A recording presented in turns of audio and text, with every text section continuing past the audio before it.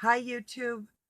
Once again, I hope I don't get cut off. If I do, I love you all. And I don't know if I'll be back, but I wanted to finish talking about,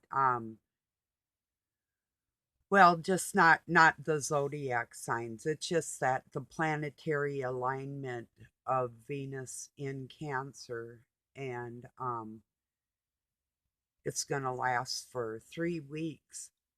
If you need to get things done, there should be a lot of good energy with that. So, in my community, I'll share um, Ablis Roland.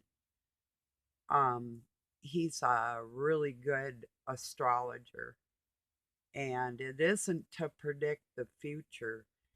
It's like the moon when you feel it pull on you, or that type of feeling. It's to guide yourself on that day. It's like do you need an umbrella tomorrow type of feeling. It has nothing to do with predicting the future, although some people do confuse that. And I know one lady that does believe in God and uses that guidance to read tarot cards.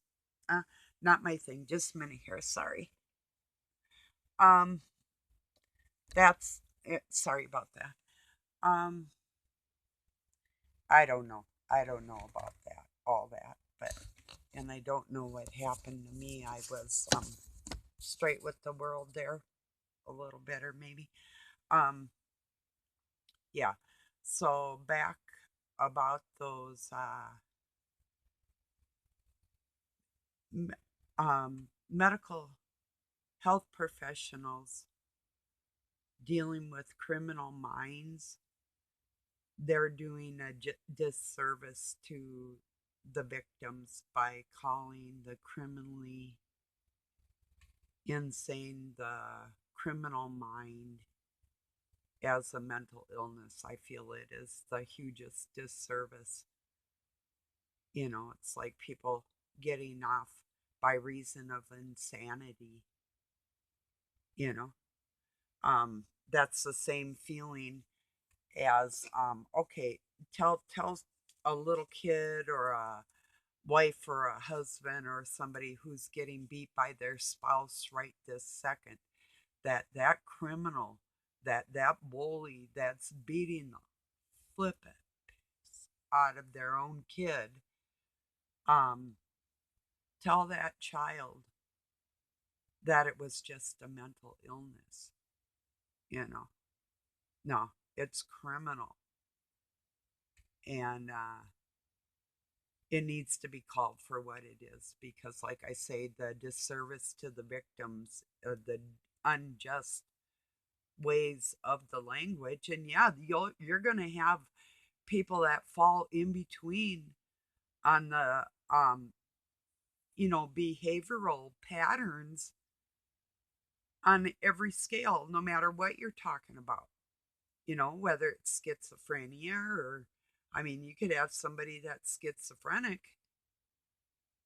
and maybe um, with psychopathy, but it's probably not typical. But then you'd have somebody that might be like me, like dyslexic, that might be part narcissist. Um, you know, falling on a scale. And no, I am not a narcissist. I'm saying you could have. If I was a narcissist, I wouldn't examine myself for other people, and I convict my heart on a daily basis. It's like, oh no, you got to write something stupid and you stop yourself. You know, well, I stop myself unless, and that's like me speaking right here. I feel this is something that needs to be said. And there's certain ways to say things to certain people, and it might not be for everybody or directed at everybody either. So, and I don't care about offending anybody. I don't care if anybody offends me. Why would I care if I offend them? You know? I mean, I'm not going to go to their house and offend them. And I wouldn't expect that they would want to come in mine and offend me either. You know, keep your distance. I'll keep mine. I'm cool with that, you know, as far as the shadier type of person is concerned in this world. Cheers. Yeah.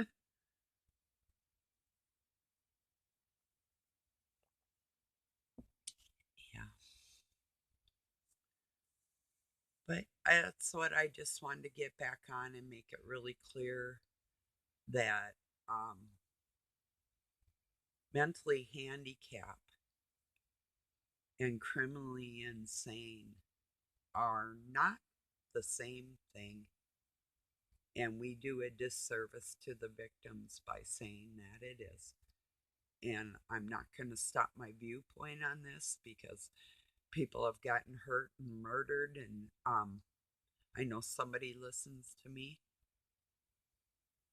that saw his father's head split open by an axe, by a narcissist.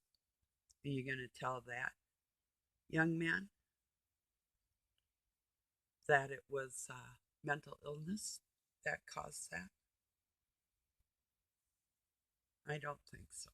I think you could try if you wanted to make money off that. And then you're going to tell me that you're going to rehabilitate the monster that did that, that victimized not only the person that died, but the people that have to live with them thoughts.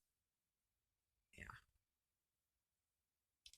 By the grace of God for all of you involved,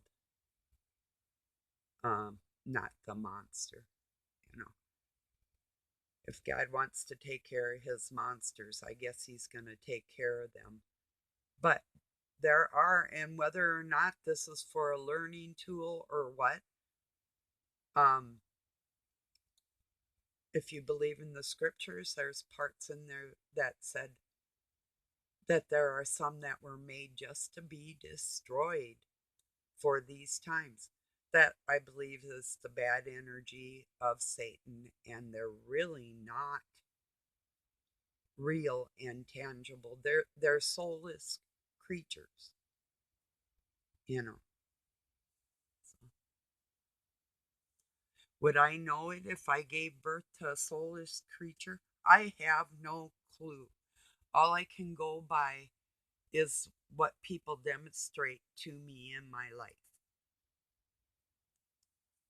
you know. I think it's a little ironic. My oldest son left his family, his three daughters, and his wife, and went to live under a bridge and, you know, do his drugs and drink and whore around whatever he wanted to do, is now in a mental hospital. And one of the reasons he didn't like it at home is because he was getting sleep deprived. Oh, go imagine that you would unzip those pants and make babies and not think that that child is going, especially after the first one, and then you have two and three. You'd think after the first one you would have realized that your life may become a little sleep deprived if you didn't take responsibility in the world. Well, yeah. And now he's sleep deprived where he's at because it's too noisy. Yeah, right. Wife beating, child beater. Is that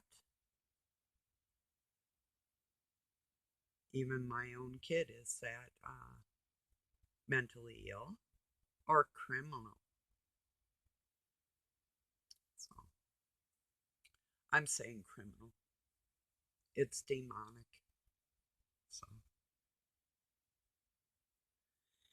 yeah, I'm kind of a weirdo. Like when I divorced my son's father.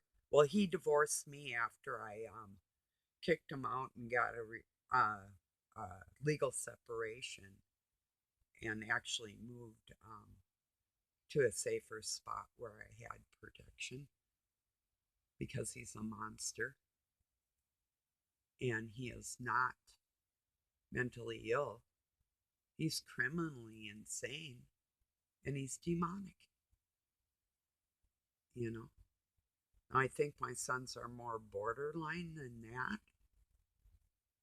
But I actually had with Doug, it was Doug and I had a divorce party when he divorced me.